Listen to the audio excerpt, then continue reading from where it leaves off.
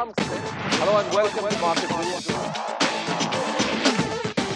You talked a little earlier about the measures that RBI was taking, Mr. Puri.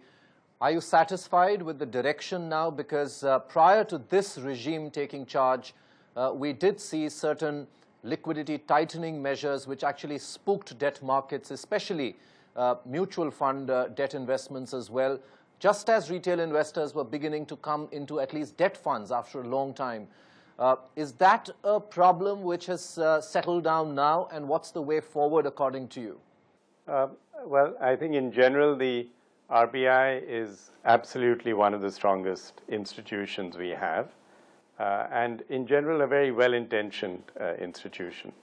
I think the shift between what you refer to as the previous regime and this one, if there is indeed one, and I think the RBI is, as you know, known for its continuity rather than its sudden shifts in terms of policy.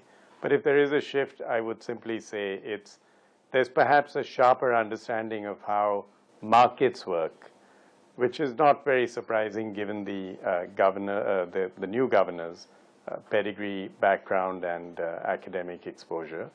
And I think the type of intervention that we saw has been quite brilliant in terms of its insight and empathy with markets, if you like. So, for example, as opposed to using a somewhat blunt instrument of capital controls, using the carrot and sweetener of a swap subsidy to bring capital into India, although there may be, of course, some longer-term cost to us, but in the short term, that was a brilliant move, very much in sync with the market.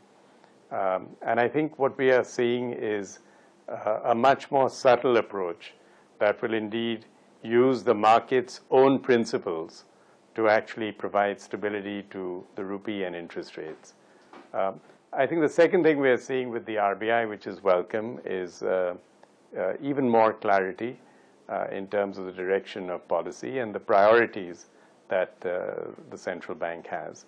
I think it's quite clear now, and rightly so, that inflation is a central priority, at least for the short to medium term, and that we must tackle this if we are to provide longer-term stability to both the rupee and the current account.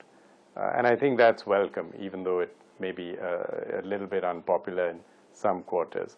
So I think the market-friendly, market-aligned approach is very welcome, and I think the clarity around the importance of key elements such as managing inflation is also very important, and both are welcome.